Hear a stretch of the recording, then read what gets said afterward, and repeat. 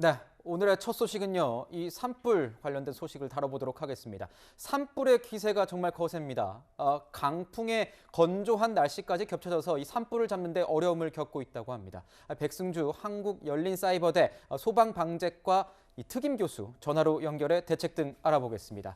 교수님, 이 네, 안녕하십니까. 경북 울진과 강원 삼척, 이 강릉, 동해 등 이 곳곳에서 산불이 좀처럼 잡히지 않고 있는데요. 오늘 목표는 이 주불 진화잖아요. 이렇게 주불이 안 잡히는 이유는 도대체 뭡니까?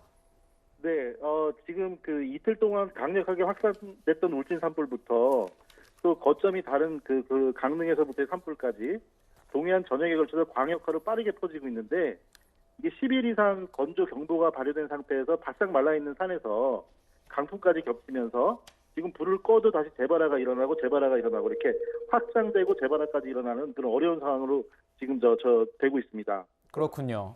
네, 지금 진화 헬기와 함께 지상 인력 4천여 명을 투입해서 동시에 진화 작전을 펼치고 있는데 이번 진화 작업에서 가장 중요한 점은 무엇이라고 보십니까?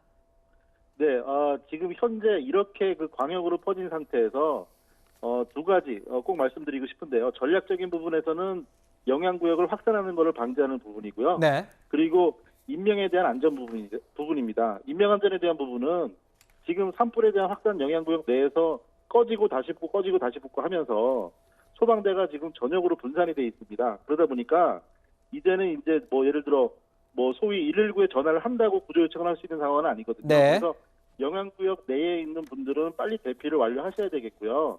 인근 지역의 주민들께서도 위험하다고 판단이 되면 선제적인 대피도 필요하겠습니다. 네, 그렇군요. 지금 말씀해 주신 게 이제 확산도 방지해야 되고 뭐 인명 피해도 최소화해야 된다 이렇게 말씀해 주셨는데 진화 작업이 늦어지면서 뭐 피해가 계속 커지고 있지 않습니까? 지금 가장 시급한 조치는 뭐라고 보십니까? 지금 현재 가장 시급한 조치는 전체 면적의 불을 한꺼번에 다 끌 수는 없는 상황이고요. 그래서 이 그 선별적인 좀 대응이 필요합니다. 네. 인명 피해 방지를 최우선한다고 제가 말씀드렸는데 이게 좀 추상적으로 들을 수 있는 부분이지만 아직 타지 않은 구역들이 있습니다. 무슨 말이냐면은 이제 북풍이 불면서 LNG 기지까지 올라갔던 울진 산불이 다시 남향으로 울진 지역으로 이제 영향구역을 넓히고 있는데요.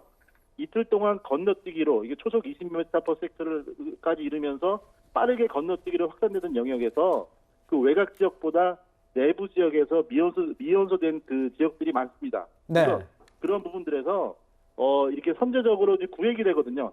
탔던 부분은 다시 안 타거든요. 그게 자연적인 방화선이 구축이 되는 겁니다. 그래서 국도와 하천과 그다음에 타는 이 방화선 이렇게 구획을 해서 구획별로 좀 전략적인 대응이 좀 필요하겠습니다. 방화선 구획이 가장 중요하다 이렇게 말씀해 주셨습니다. 네, 지금 그렇습니다. 축구장 15,000여 개 면적 10,000헥타르가 넘는 산림이 산불 영향 구역에 포함이 됐습니다. 불길은 동서로 10km까지 번지면서 진화가 쉽지 않다고 하는데 교수님 피해도 상당할 것으로 예상이 됩니다.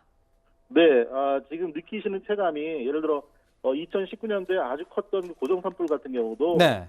피해 소실 면적이 지금 그 발표 면적의 5분의 1 정도 수준밖에 안 됩니다. 네. 그래서 그 상황에서 지금 엄청나게 많은 광역에서 소화하고 있기 때문에 재산적인 피해 부분은 아직까지도 나중에 그 더 많이 조사를 해봐야 될 것이고요. 그리고 지금 현재 재난 사태 선포가 돼 있는데요. 특별 재난 지역 선포가 되기 위해서 구획에 대해서 이렇게 좀 조사를 하고 이런 부분이 필요하지만 지금 선제적으로 재난 지역을 먼저 선포를 하고요. 나중에 확장하는 방식으로 네. 이런 방식으로 해서 피해에 대한 대응을 피해를 결과적으로 축소시킬 그럴 필요가 있다고 보여집니다. 네, 교수님 지금 인명 피해 최소화 말씀하셨는데 근처 지역 주민들은 이미 뭐 대피해 계실 테지만 영향 구역이 이제 확대되고 있는 상황에서 인근 네. 지역에 계신 분들도 이제 대피를 준비하셔야 되잖아요. 이 대피 네. 시점과 대피 시에 주의해야 할 점이 있다면 교수님께서는 어떤 점을 좀 짚어주시겠습니까? 네, 일단은 대피를 하실 때는 평상시에 대피를 판단하실 때는 재난방송에 귀를 기울이시고요.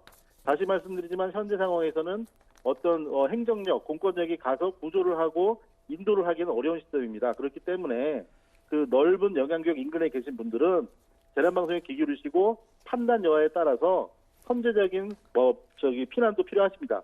이래서 그 대피를 하실 때는요, 주변 가구에 대피했다는 내용들을 알리셔가지고 나중에 신속한 조치를 더 끌고 오셔야 되고요.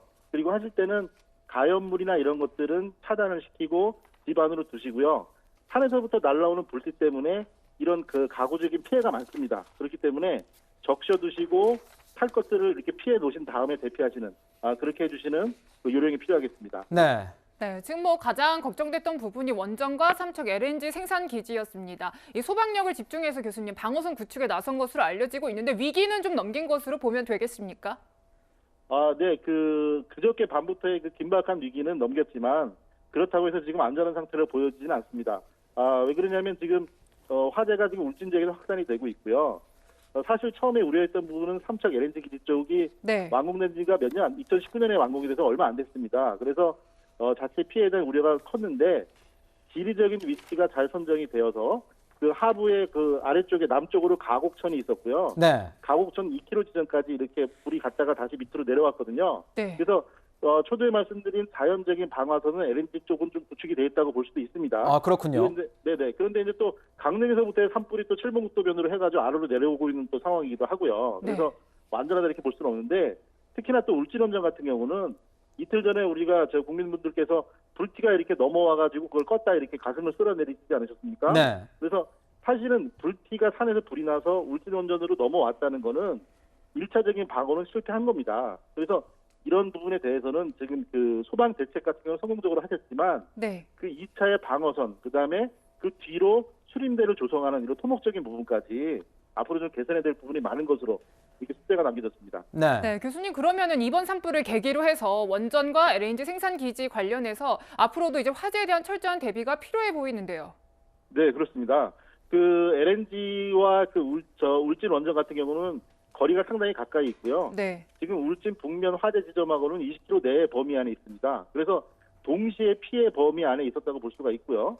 그렇다고 하면 우리 산림 지역이긴 하지만 국토 이용률이 높은 우리나라에서는 그 둘 중에 한 군데에서 재난이 났을 때는 그 인근의 국민들에 대한 피해가 막대합니다. 그렇기 때문에 이거 방화 수림대를 뒤로 해서 넓게 빼고요. 그리고 초기에 산불에 대한 대응력을 높이는 이런 대책을 적극적으로 거시적으로 이렇게 조치를 해야 되겠습니다. 네, 그렇군요. 이제 이 산불이 시작된 경북 울진이나 이 삼척, 강릉 지역 지난달 15일부터 이 건조특보가 발효 중이지 않았습니까? 이 건조 경보가 내려졌고 바람도 이어지고 있는 상황인데 교수님이 보시기에는 완전 진화까지는 얼마나 걸릴 것으로 보세요? 네. 이 완전히 진화가 되는 부분은 지금 주불에 대한 영향력은 좀 잡히더라도요. 좀 아쉬운 부분이 안타까운 부분이 한 일주일 동안 지금 그 강우 일기예보가 없습니다. 그래서 이렇게 바싹 마른 건조한 상태에서 영향력 내에서도 재발화가 계속 일어날 것으로 보이고요. 이렇게 되는 부분인 만큼 지금 대피하신 분들이 지금 그 주택 소실도 많고 이재민이 되어 계시거든요. 그래서 현재 이재민이 되어 있으신 분들에 대한 재난지역 선포로 인해 가지고 그거에 대한 어떤 지원 그리고 이 사태에 대한 대응 이런 게 적극적으로 양방향으로 가야 되겠습니다.